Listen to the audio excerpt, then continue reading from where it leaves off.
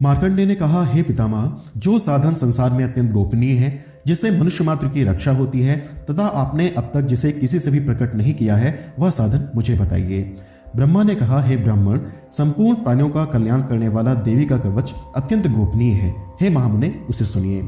हे मुने, दुर्गा की 9 शक्तियां, पहली शक्ति का नाम शैलपुत्री है, दूसरी शक्ति का नाम ब्रह्मचारिणी है, तीसरी शक्ति चंद्रघंटा है, चौथी शक्ति कुष्मांडा है, पांचवी शक्ति स्कंद माता है, छठी शक्ति कात्यायनी है, सातवीं शक्ति कालरात्रि है, आठवीं शक्ति महागौरी है तथा नवी शक्ति सिद्धिदात्री है। ये नवदुर्गा कही गई हैं।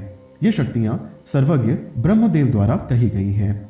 जो मनुष्य अग्नि में जल रहा हो, युद्ध भूमि में शत्रुओं से घिर गया हो तथा अत्यंत कठिन विपत्ति में फंस गया हो, वह यदि भगवती दुर्गा की शरण का सहारा ले ले तो उसका कभी युद्ध या संकट में कोई कुछ बिगाड़ नहीं सकता, उसे कोई विपत्ति घेर नहीं सकती और न उसे शोक, दुख तथा भय की ही प्राप्ति हो सकती है। जो लोग भक्ति पूर्वक भगवती का स्मरण करते हैं, उनका अभ्युदय होता रहता है। हे भगवती, जो लोग तुम्हारा स्मरण करते हैं, निश्चय ही तुम उनकी रक्षा करती हो। प्रथम चामुंडा देवी प्रेत के वाहन पर निवास करती हैं, वाराही महिष के आसन पर रहती हैं, इंद्री का वाहन ऐरावत हाथी है, वैष्णवी का वाहन गरुड़ है, माहेश्वरी वैल के वाहन पर तथा कुमारी मोर के आसन पर विराजमान है। श्री विष्णु पत्नी भगवती के हाथों में कमल है तथा वे कमल के आसन पर निवास करती हैं। श्वेत वर्ण वाली ईश्वरी वृष बैल पर सवार हैं। भगवती ब्रह्माणी संपूर्ण आभूषणों से युक्त हैं तथा वे हंसानन पर विराजमान रहती हैं। अनेक आभूषण तथा रत्नों से देदीप्यमान उपयुक्त सभी देवियां सभी योग शक्तियों से युक्त हैं। इनके अतिरिक्त और भी देवियां हैं जो दैत्यों के विनाश के लिए तथा भक्तों की रक्षा के लिए क्रोध युक्त होकर रथ में सवार रहती हैं तथा इनके हाथों में शंख, चक्र, गदा, शक्ति, हल, मूसल, खेटक, तोमर, परशु, पाश, भाला, त्रिशूल तथा उत्तम शांग, धनुष आदि अस्त्र शस्त्र विराजमान हैं, जिससे देवताओं की रक्षा होती है तथा देवी जिन्हें दैत्यों के देहनाश तथा भक्तों के मन से भयनाश के लिए धारण करती हैं। महाभय का विनाश करने वाली महान बल, महाघोर क्रम तथा महान उत्साह से सुसंपन्न हे महारौद्रे, तुम्हें नमस्कार है।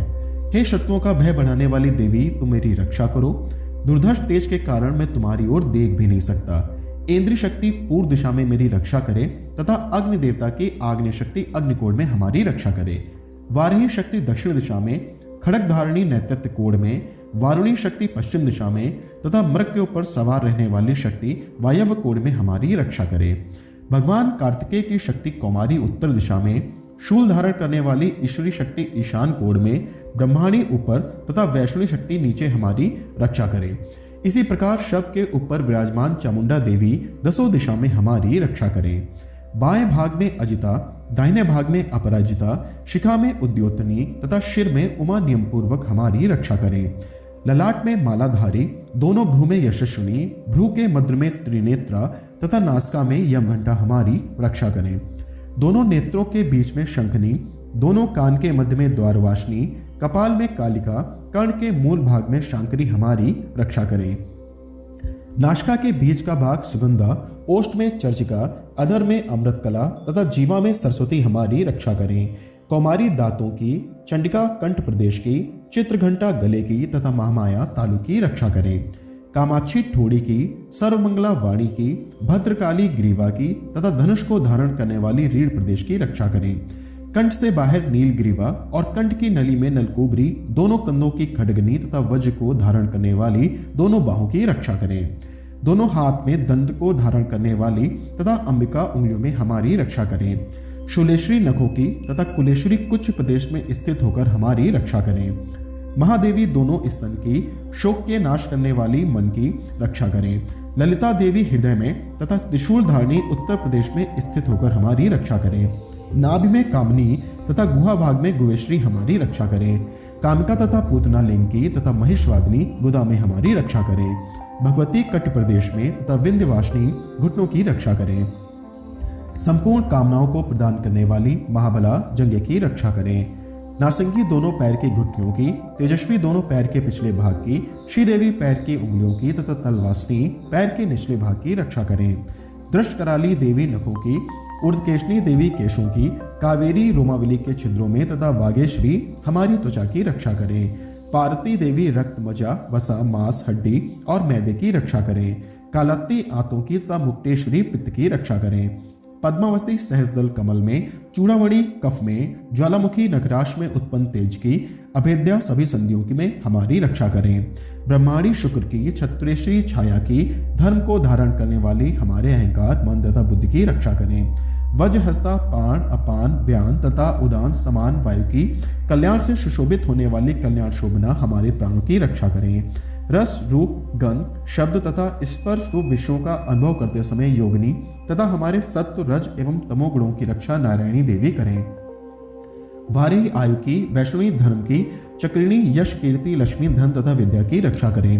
हे इंद्राणी तुम मेरे कुल के तथा हे चंडिके तुम हमारे पशुओं की रक्षा करो। महालक्ष्मी पुत्रों की तथा भैरवी देवी हमारी स्त्री की रक्षा करें। सुभद्रा हमारे पति की क्षेमकारी मार्ग की रक्षा करें। राजद्वार पर महालक्ष्मी तथा सब और व्याप्त रहने वाली विजया भयों से हमारी रक्षा करें।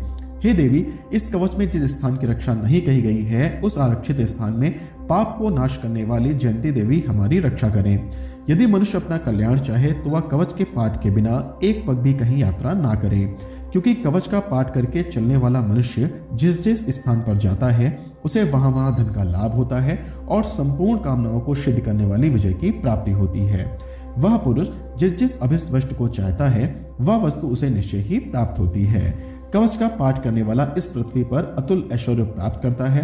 वह किसी से नहीं डरता और युद्ध में उसे कोई हरा भी नहीं सकता और तीनों लोकों में उसकी पूजा होती है। यह देवी का कवच देवताओं के लिए भी दुर्लभ है। जो लोग तीनों संध्या में श्रद्धा पूर्वक इस कवच का पाठ करते हैं उन्हें देवी कला की प्राप्ति होती है। तीनों लोकों में उन्हें कोई जीत नहीं सकता। उस पुरुष की अपमृत्यु नहीं होती है, वह 100 से भी अधिक वर्ष तक जीवित रहता है। इस कवच का पाठ करने से लूता, विस्फोटक आदि सभी रोग नष्ट हो जाते हैं। स्थावर विष, जंगम विष, कृत्रिम विष ये सभी प्रकार के विष नष्ट हो जाते हैं। मारण, मोहन तथा उच्चाटन आदि सभी प्रकार के किए गए विचार, यंत्र तथा मंत्र, पृथ्वी तथा आकाश में विचरण करने वाले ग्राम देवता आदि, जल में उत्पन्न होने वाले तथा उपदेशों से सिद्ध होने वाले सभी प्रकार के क्षुद्र देवता आदि कवच के पाठ करने वाले मनुष्य को देखते ही विनिष्ट हो जाते हैं। जन्म के साथ उत्पन्न होने वाले ग्राम देवता, कुलक्रम से उत्पन्न होने वाले कुल देवता, कंठमाला, डाकिनी, शाकिनी, ब्रह्मराक्षस, बेताल, कूष्मांड तथा भयानक भैरव आदि सभी अनिष्ट करने वाले जीव विशेष कवच के पाठ करने वाले पुरुष को देखते ही विनिष्ट हो जाते हैं। कवचधारी पुरुष को राजा के द्वारा सम्मान की प्राप्ति होती है। यह कवच मनुष्य के तेज की वृद्धि करने वाला है। कवच का पाठ करने वाला पुरुष इस पृथ्वी को अपनी कीर्ति से सुशोभित करता है और अपनी कीर्ति के साथ वह नित्य अभ्युदय को प्राप्त करता है। जो कवच का पाठ कर सप्तशती का पाठ करता है उसकी पुत्र पौत्रादि संतति पृथ्वी पर तब तक विद्यमान रहती हैं जब तक पहाड़, वन, कानन और कानन से युक्त यह पृथ्वी टिकी हुई है। कवच का पाठ कर दुर्गा सप्तशती का पाठ करने वाला मनुष्य मरने के बाद महामाया की कृपा से देवताओं के लिए जो दुर्लभ स्थान है उसे प्राप्त कर लेता है और उत्तम रूप प्राप्त कर शिव जी के साथ आनंद पूर्वक निवास करता है।